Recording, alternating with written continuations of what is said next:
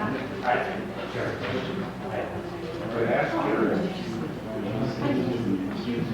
right, we got a thumbs up from staff, so we are recording and live streaming. Good morning, everyone. Welcome to those that have come to join us today, those that might be watching from home or at a later date. This is our regular VOCC meeting for October 11th, 2023. Before we call the roll, I'd like to invite Pastor Anderson up to provide an invocation and the pledge.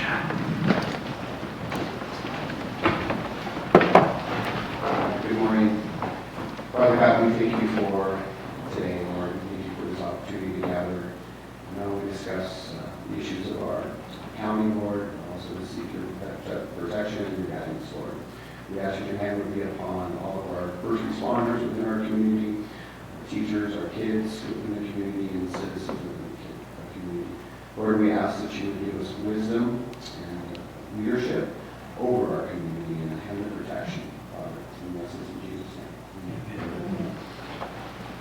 I pledge allegiance to the flag of the United States of America and to the republic for which it stands, one nation, under God, indivisible, with liberty and justice for all.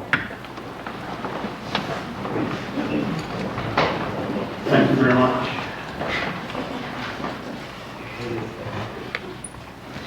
All right, it's 9:02. I'll call the meeting to order. Amanda, could you call the roll, please? Commissioner Richardson? Here. Commissioner Mayer? Here. Commissioner Schroeder? Here. All righty. First item of business we have is to approve our agenda. I would accept a motion. Mr. Chairman, I move we approve the agenda as presented. Second. All right, we have a motion and a second to approve the agenda as presented. All in favor, please say aye. Aye. Aye. Aye. Motion carries. So our first item of business is the items on consent. I'd accept a motion. Mr. Chair, I make a motion we approve the consent agenda as presented. Second. A motion and a second to approve the items on consent. All in favor, please say aye. Aye. Aye. Motion carries. Alrighty. Elected officials, department heads, staff reports. Do you have any elected officials with reports today? No? Thank you. I don't believe we had any from staff that aren't on the agenda. No. So moving on, we'll move to citizen public comment. We had one person sign in, so. There's more than that now. I'd like to go last. Okay. Well, we'd like to go first. Ma'am, if you could just, for the record, state your name and your address. Absolutely.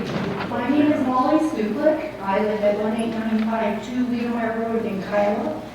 Last night I did go to the open house in Simila and I had the opportunity to speak with two Excel individuals after they dismissed everybody. So I asked what the purpose of the Excel open houses are because it seemed to be a big confusion. And I was told it is part of the proposal project that a route has to be submitted and that the community can come discuss questions and concerns regarding this specific route. We can say that we are opposed to this route, but discussing optional routes is not the purpose of the open house. Excel reports that they have attempted to contact all landowners affected by this proposal. Excel would like to discuss individual pole placement with each individual landowner. They said that this is important for landowners to know so that they can work with them early in the process of this proposal, because on the proposal they have to have each individual pole submitted to the county. If landowners can talk to them early on, they get to have some say in the placement of the poles. If they wait too long and the proposal were to be accepted, then landowners have less option to stay where they want poles. And so an example she said was, if a landowner says, I'm going to put a barn here, and that's where they want to put a pole, they can work with the landowner and say, okay, we'll put the pole perhaps over here, or can you do your barn? So kind of give and take. When I did press Excel, they reported that this is still a proposal, that the county can't accept or deny it. If denied, Excel can appeal and make adjustments or address whatever was denied and resubmit. So in summary, we as a community and the public, we can still voice opposition to this route. Landowners can say, I oppose this route, but still work with Excel on full placement for the proposal. So that's important, it's still a proposal. When a landowner says, I'll work with you, that is not giving them the okay that they agree with the proposed route. So we can ask and share pertinent questions and concerns for the meeting in Kyla regarding to this concurrent proposed route. So we as the public need to attend the meeting in Kyla and share valid concerns regarding this specific route. So that was interesting to me. I didn't know what the whole open house was. Thank you. Well, thank you, ma'am. Do we have anybody else? No. My name's Deb Gray. I live at 16,000 Highway 86. I also was at the meeting last night in Simla. It was abruptly ended an hour early. I had the opportunity though to speak with several of their land agents after they ended the meeting. What I was told was once the application process had begun, the route changed from preferred to proposed. They further explained that this meant they were not discussing comments about changing the route, only discussing individual landowners' concerns about their property. They also told me that the only reason they're holding the community meetings is because they are required to do so by the county regulation. Thank you, ma'am. Anybody else?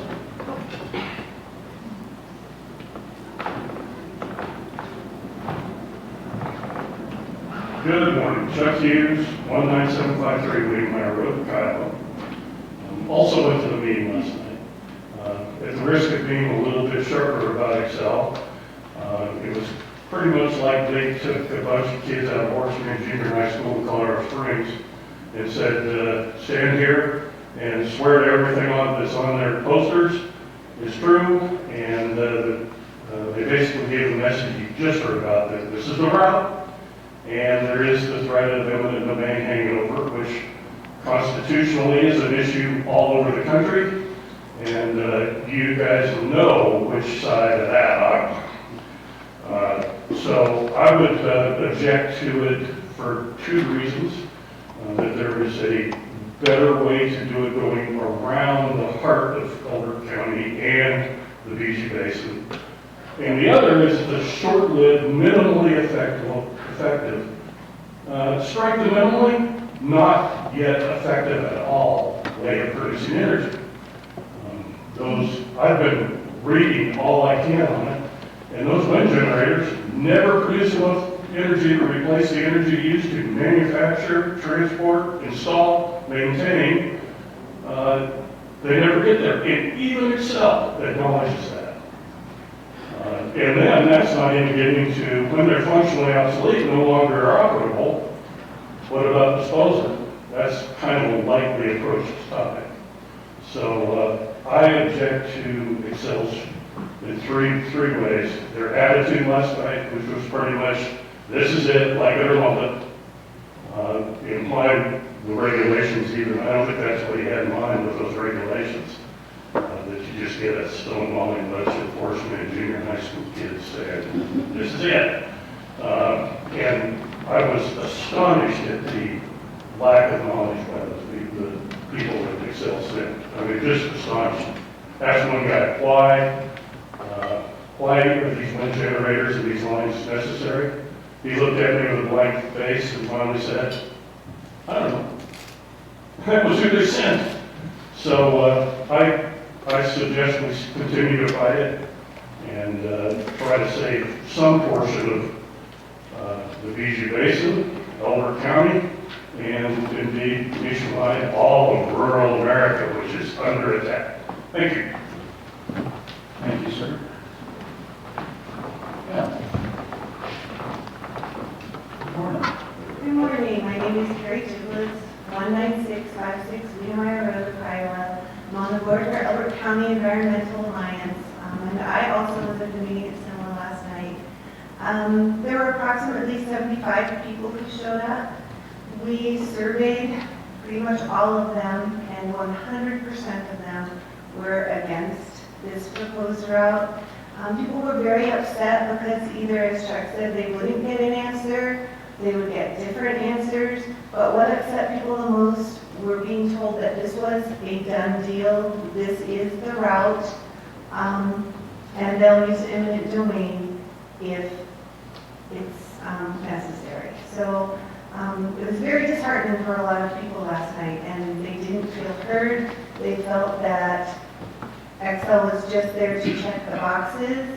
I was told that the only reason they were there was because the county forced them to be there, because they said it was done, they didn't want any other comments. They said, but you said our comments are important to you, and they said, well, we're here because the county told us to be here. So just wanted to share that. Do we have any others? Okay.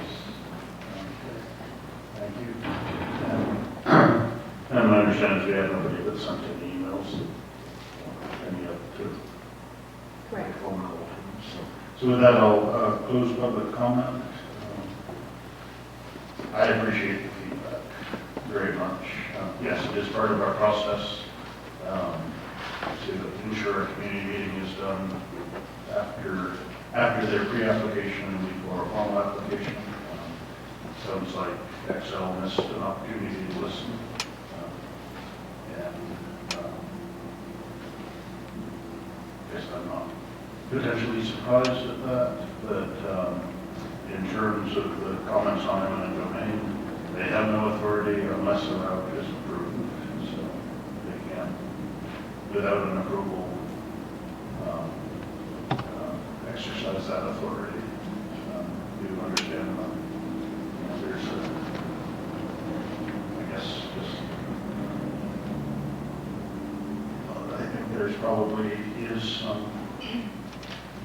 benefit if somebody has true concern that the line is coming across their land and knowing exactly where the each pole will be.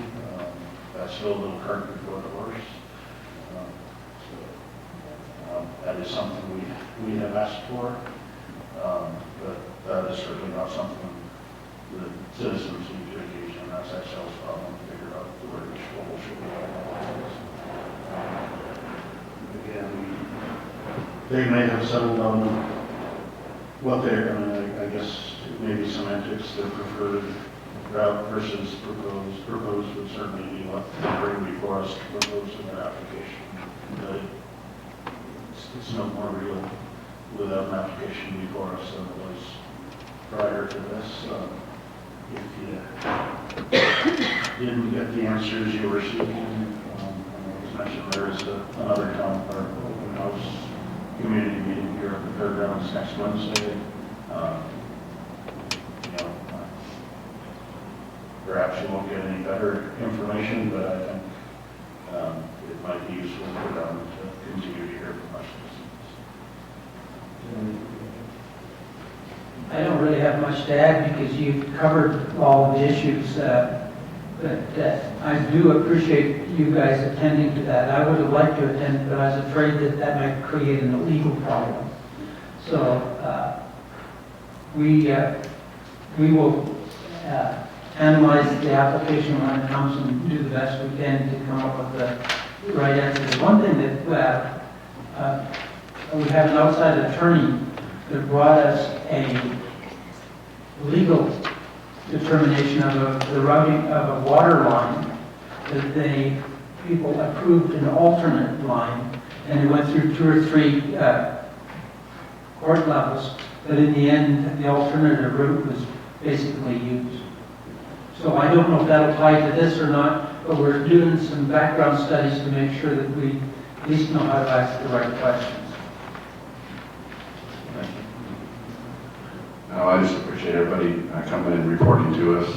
It's important for us to hear what's going on at those meetings, and it helps us in communication with everybody.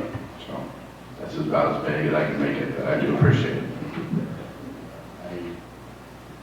I would say I can't put a pin on when they're going to actually make application, but based on discussions and the asks back, I don't think we're going to see a formal final application that moves into a hearing process for many months to come. That doesn't mean we don't need to still kind of stay engaged as a public, so thank you.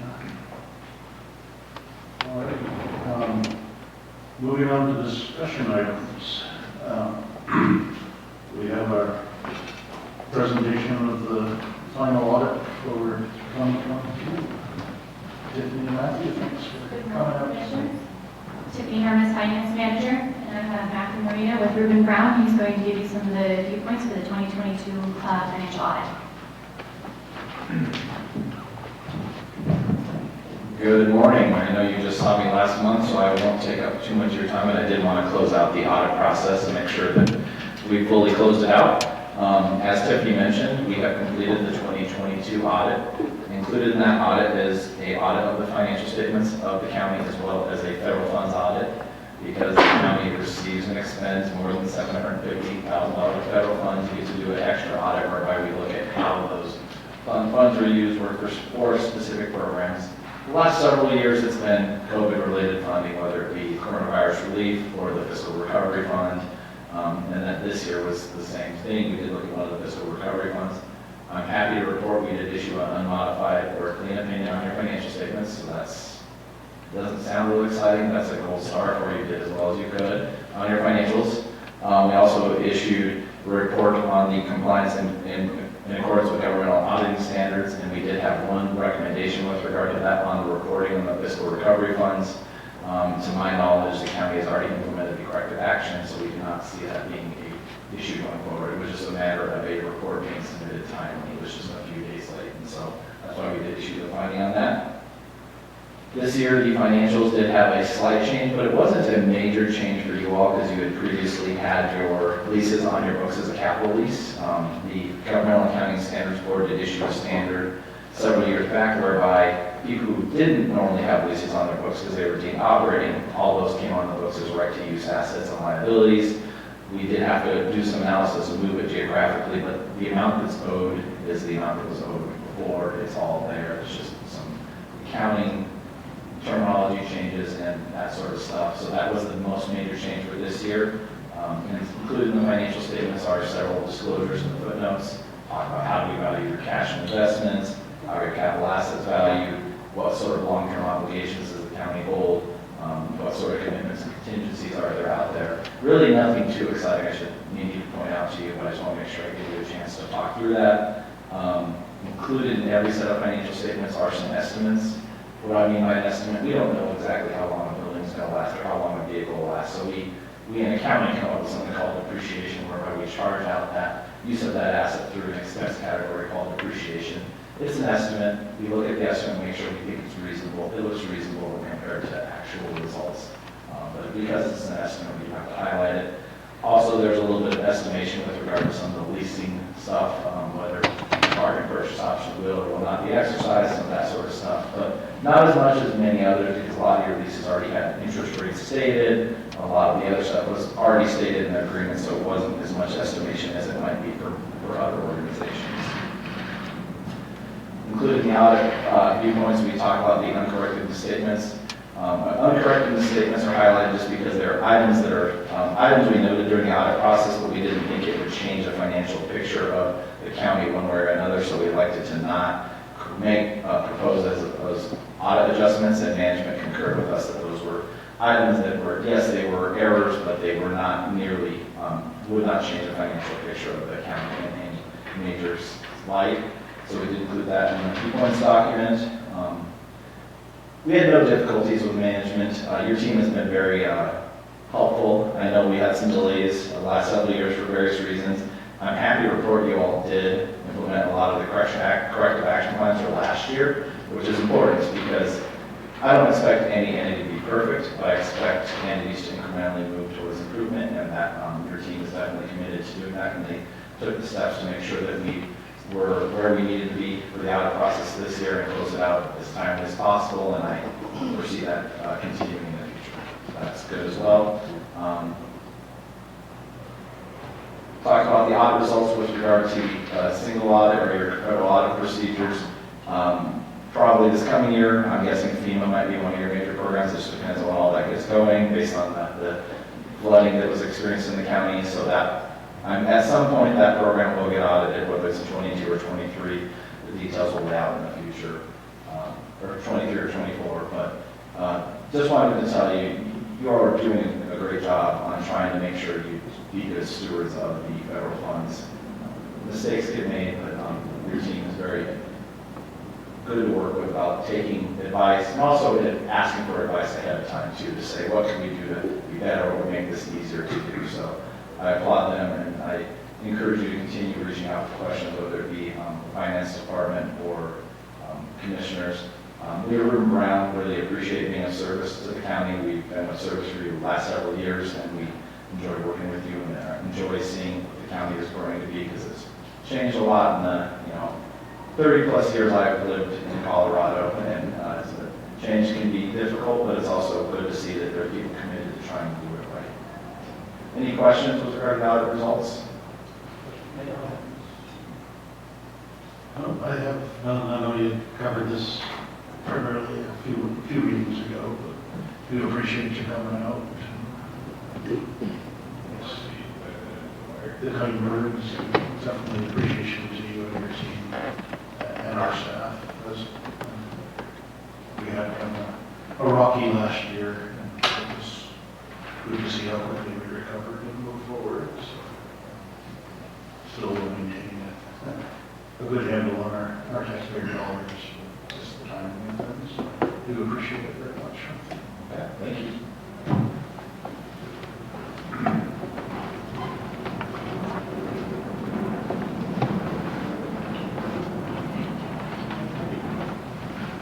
Next item up, so we're just put a bow on 22. We're in the waning quarter of 23, so it's time to talk about budget 24. Good morning. Good morning again. I'm going to give you a presentation real quick of our 2024 rough draft budget.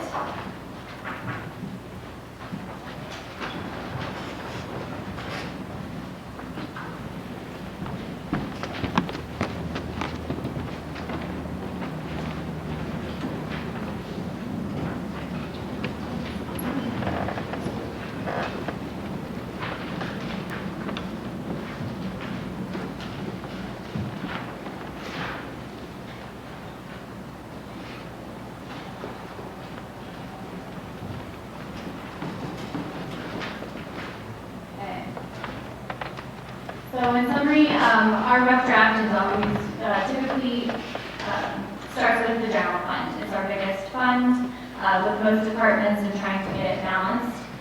We did have increase in revenue currently, and the numbers being presented today are with Proposition HH not passing and the mills not adjusted currently where they were standing. With that, we are stated to have an increase in revenue by about 17.53%, or about $2.7 million. Our requests for expenses are about $18.6 million, and we are currently in the black by about $39,000 in the general fund. So that's a little bit better than we have in previous years, but there are still obviously more changes to come. Again, here's just a quick preview of what those increases for revenue were. We see some severance tax for oil and gas, and then, of course, the residential values for our property taxes as well. Some of the increased expenses for 2024 is we have added some new departments, one of that being our engineering department. We had some 2023 compensation adjustments, and that has increased the annual budget by about $430,000 for the general fund. We have additional vehicle lease purchases, around $66,000. The district attorney is also increasing some this year.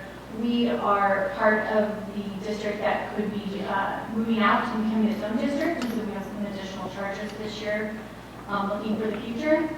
And in 2024, we also have a large election year, so some of those expenses we don't typically have in elections are higher. Just the adding of the engineering department, I guess is where we find fund money for public works, and we'll see a little less spending there on external engineering. That is the goal, so we will see a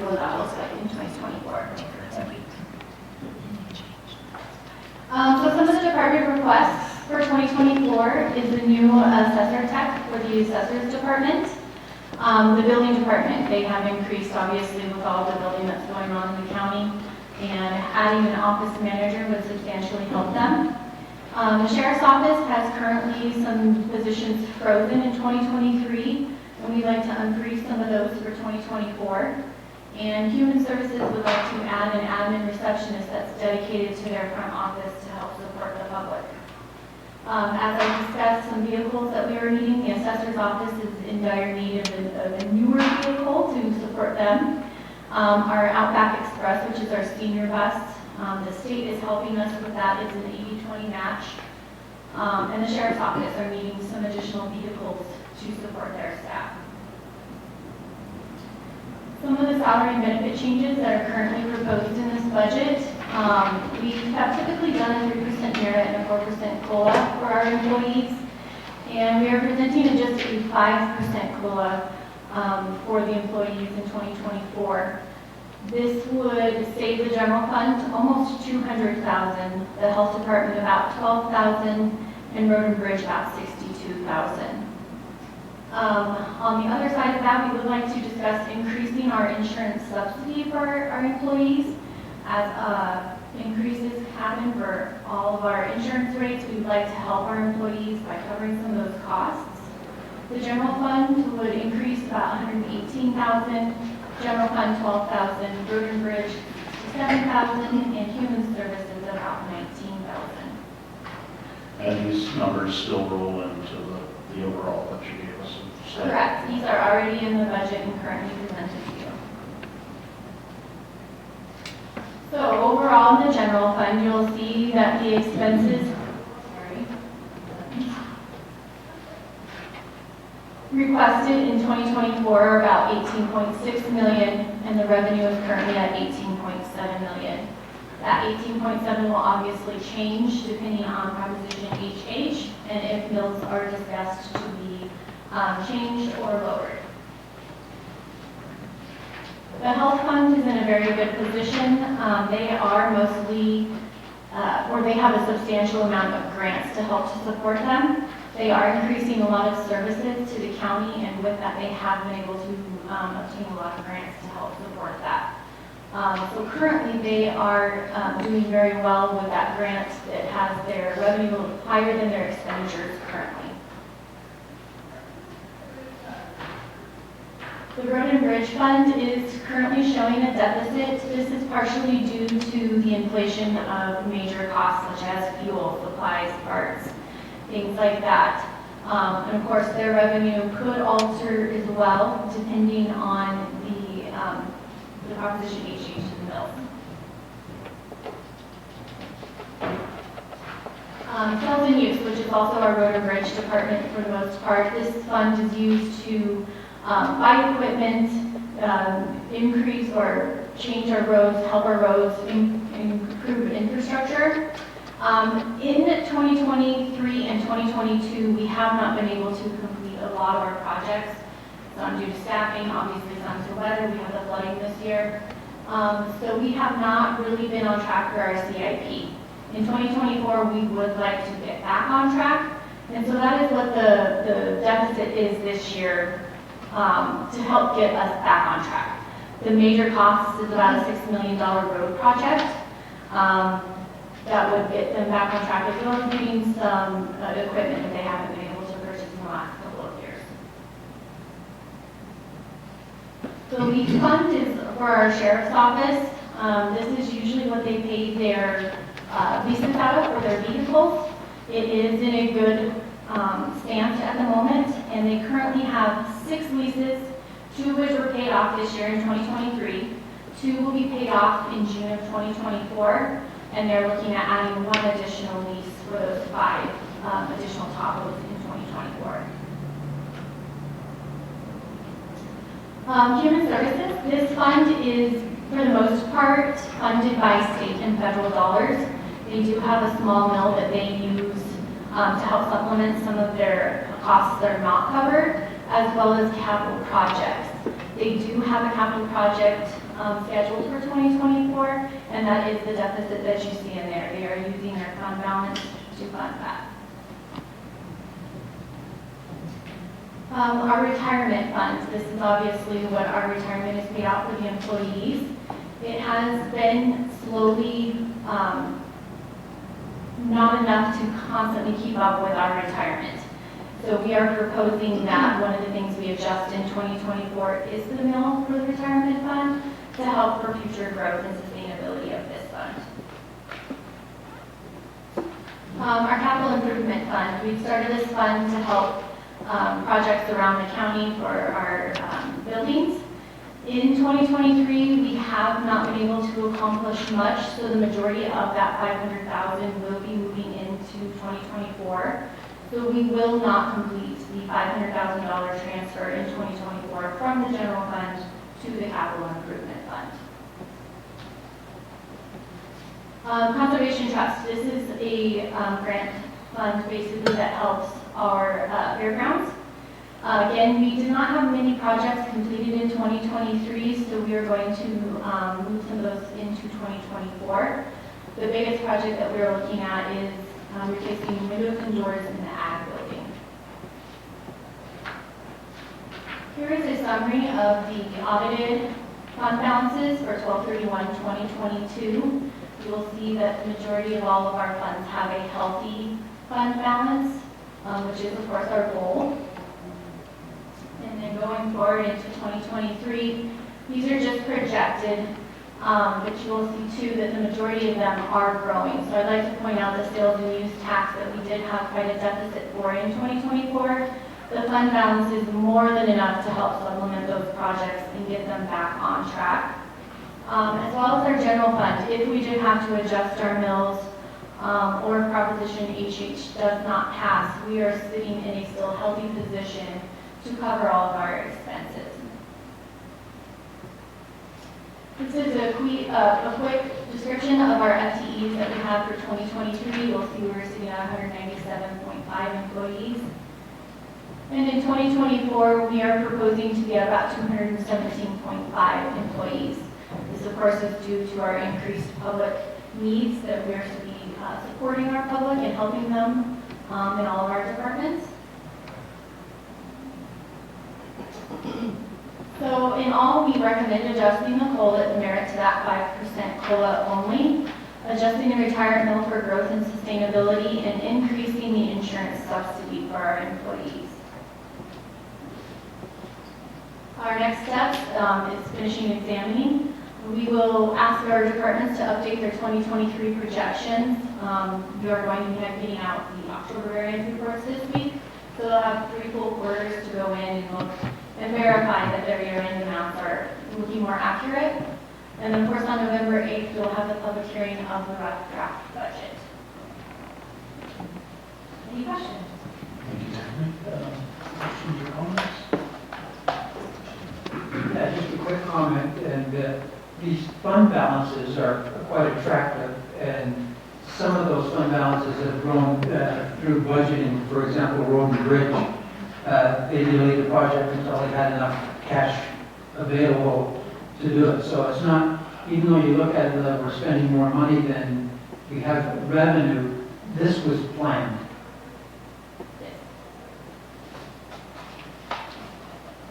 I just want to say I certainly appreciate all the work for you and your team, both on the audit and the budget. I know it's been a lot going on here, and I know you would be one of the first ones to say that it definitely is a team effort. All the elected officials, all the department heads working to get this together. I know from sitting at the other side, there were many times I got calls from the auditor or from you. What did you do? Why are you doing this? And so I know that it's a complete team effort, and so I just thank everybody.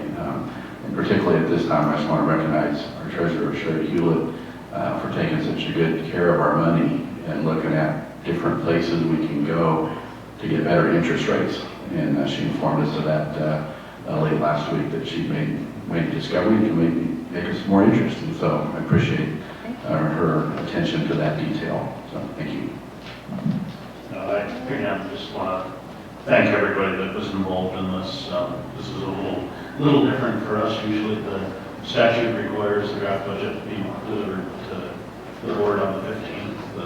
Traditionally, that's been in our mailboxes on that day, or emailed to us on that day, or late that evening. So, a little bit ahead and a little more public, which I appreciate. I know the first round of asks came in from the departments, and every one of our departments is really trying to do their best to serve the citizens, and that initial request all compiled together, I think it was about $1.5 million in the red on the general fund. So I appreciate everybody kind of sharpening pencils and looking at what can be done, or county manager and Tiffany sharpening pencils for people and showing them what can be done. But to kind of hit the point where we're about 40,000 in the black is a really good place to start. We'll be looking at this. I think statute does require we publish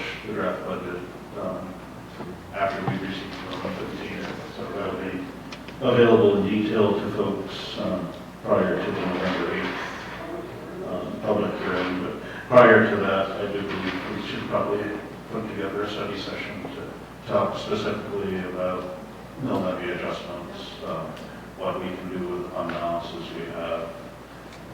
We put aside quite a bit of money for economic stability of the county, and we've gone over and above those numbers. I think the right thing to do truly is looking at giving that back in tax relief to folks, so their own family economic stability can be addressed, or that we're not taking from holding money that we don't have a need for at the moment.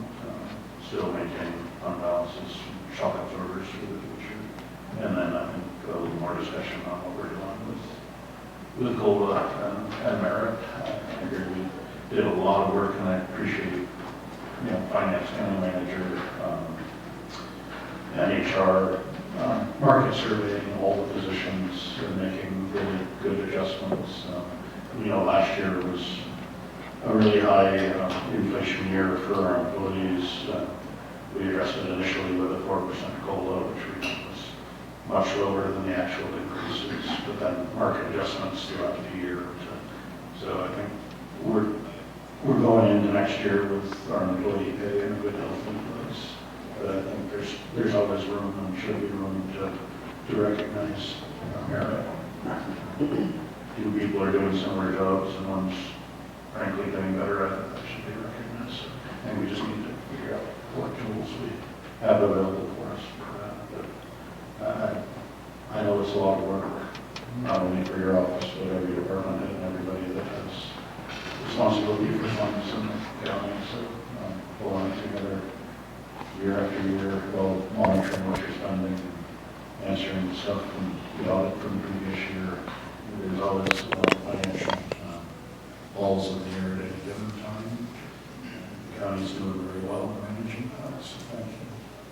As you stated, this is an earlier time for you guys to receive that, and I would not have been able to do that without my team, Kristen Holmes, who is here present. She's been a huge asset for me this year, and I appreciate all the help that you've been getting this year. So, thank you much.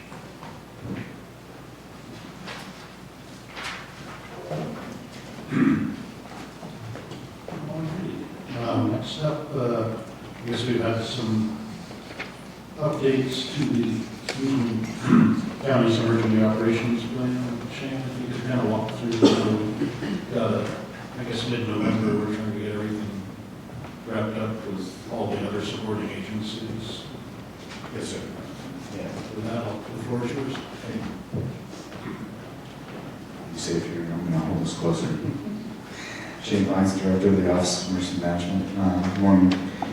As you stated, submitted is the OEM's revised EOP for the county. It's the basic plan, also known as the EOP. This is the fundamental, the core plan of the larger comprehensive emergency management plan, which is comprised of multiple specific annex plans and attachments that are intended to complement one another and work towards a low-hazards approach for the county's preparedness. The EOP was revised using some key elements that have been in place for the county for a number of years. as well as revised approaches in the incident organization and emergency management structure. Additions include sections that acknowledge how we communicate, view logistics and resources, and recognize the responsibilities of a variety of our county and municipal leadership, as well as some volunteer entities. The plan was adjusted in part to meet federal and state guidelines on how communities can more holistically plan together, how we should be more holistically plan together for the incidents and hazards which are most relevant to us. There are areas that do require review attention by yourselves, our policymakers, or stakeholders, to confirm that we are up to date with regards to statutes, consistent, efficient, and applying a flexible approach to meeting our incident demands. I have shared this plan with a number of stakeholders and response agencies throughout the county. My next step is to continue to do the follow-up routine and make sure that it is consistent with their capabilities and their understanding of how we operate together as a team. The same holds true. I will be touching base with you all, the BOCC and county manager and county attorney, to make sure that we are up to date and that we are taking into account our lessons learned from our past incidents to adapt to our ever-changing county. And this plan, like any plan, is one in motion. It's in constant development as we acknowledge our county's growth, changes in capability, and our evolving complexities. Is there anything specific you would like me to address with regards to review? I'm happy to. I don't think at this time, kind of been penciling through it. Is there a date you want comments back from us in order to get this finalized? If we could have it anywhere from a week to a week and a half before we formally adopt, that would be beneficial. My goal is to meet with you all sooner than later, within the next week to 2 weeks, schedule a time, sit down and make sure I hit the big key points. Yeah, I guess. Get that scheduled, we'll commit to coming with any comments to that meeting. That sounds great. Thank you. Thank you. All right, we've got a update to an intergovernmental agreement for, regarding service and impact fees for fire districts. Bart? Yes, I believe we have a representative of the Richmond Fire Department as well. So I can certainly follow up next time if anything that still needs to be covered once there's that opportunity to speak. Good morning, commissioners, staff. My name is Karen Brzezinski. I'm Division Chief with the Elizabeth Fire Protection District. In 2016, House Bill 1088 allowed fire districts to collect impact fees, and part of that bill was that we would enter into an intergovernmental agreement with the government agency in order to collect those impact fees. According to our IGA, every 7 years, a new rational nexus study needs to be completed and submitted to the government agency by September 1st, showing what our new fees may be, whether they increased or decreased, and hopefully approval of a new IGA that will allow us to collect the fees from the rational nexus study. According to the study that was done this past year, our commercial per 1,000 square foot went from $608 per 1,000 square feet to $747 per square feet. And our residential per dwelling went from $1,226 per dwelling to $1,819 per dwelling. We have attached a new schedule to the IGA, and we're hoping for approval by the BOCC. At this point, if you have any questions. Those increases were over the 7-year period. Yes. So it's actually pretty modest over that amount of time. Mm-hmm.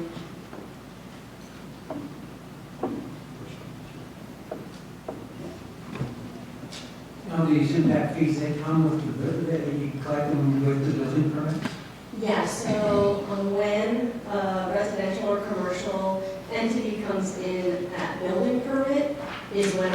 are collected, those fees are put into a special fund and are only used to expand services of the fire district. So they can be used to buy a new truck that we don't have, or buy a new building that we may need in order to support the growth within our community.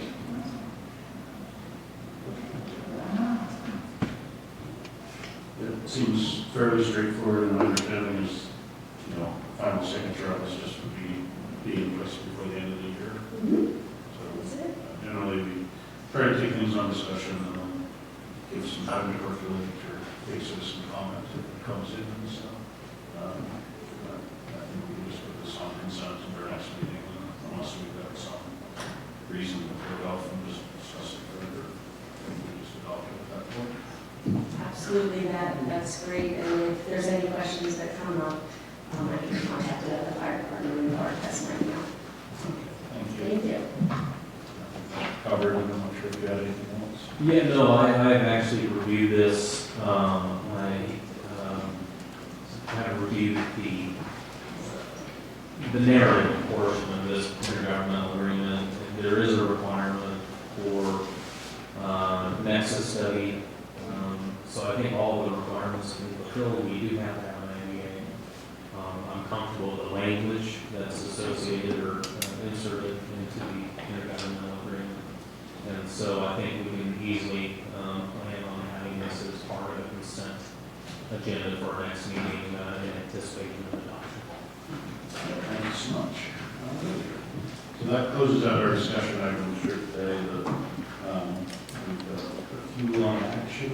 The first is consideration of approval of an unbudgeted engineering cost related to County Road 166 and the scope of work. I don't see anyone here from Public Works, but this was discussed in previous meetings, and Tiffany alluded to it during the budget presentation that we're a little behind on our planning construction and the capital improvement program for road and bridge.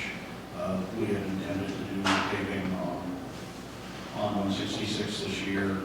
Just other events came up and pushed that project around, and that's one of the reasons why the actual paving was pushed into next year. But the folks that have been driving up there, there's been some surveying going on.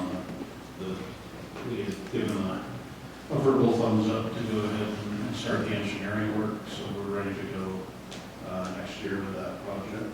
So this is, to my understanding, just a formal approval, kind of the thumbs up we gave to get ahead of the process and spend some money this year to be ready to pay next year. Monty discussed this earlier. The opening of County Road 178 has taken quite a bit of traffic off of 166. So clearly, it's still in rough shape, and we need to address it. It's in the for this year, it was about 600,000. It's not the engineering, but the paving project itself was about 6 million. Just so those will be prepared for next spring and summer, everybody needs to be aware there'll be some activity in that part of the county, because there'll be some concurrent activity with the County Road 158 as well. So some activity taking place on both those roads. So just be prepared. Don't get frustrated. This is what we want. We want the better roads, and so sometimes a little bit of inconvenience as we go through that, but be better on the other end. And I did overstate that. It was 201,000. Yeah, and the other thing about it is doing the engineering ahead of time is better than trying to do it in a compressed period of time. So planning ahead is something that I very much support. Mr. Chairman, I move that we approve the unbudgeted engineering costs related to County Road 166 and the scope of work. Second.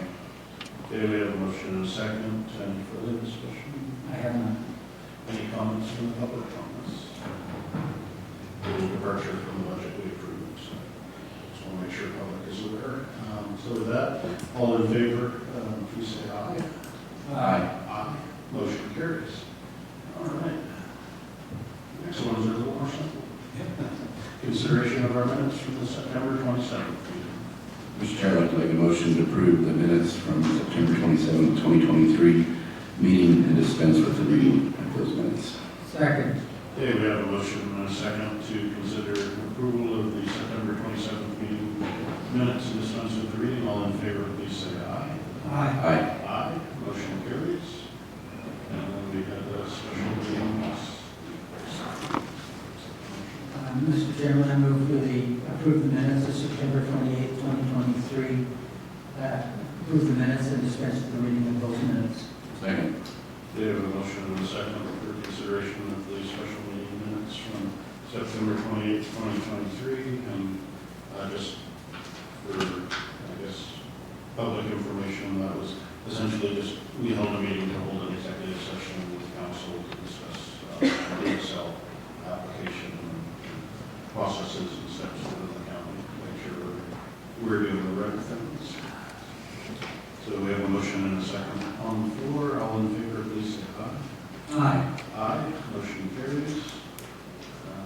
So that completes our action items for the day.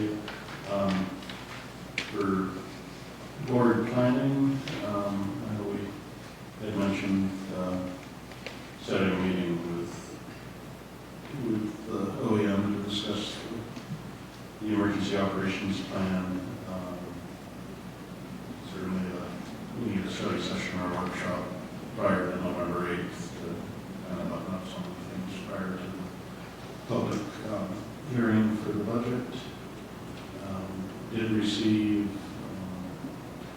a proposal for an IGA between the 4 counties that currently comprise the 18th Judicial District in 2025. Ourselves, Lincoln County and Douglas County will split out from the 18th Judicial District and form a new 23rd Judicial District. So there's a working group together. The legislature put aside $650,000 for transition costs. This IGA just articulates how the counties essentially access that money for transition costs.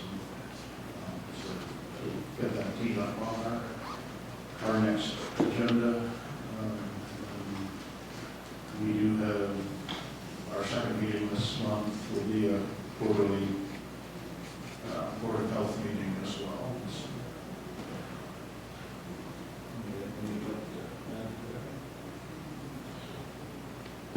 I won't be present at that meeting, so you can have as much as you want.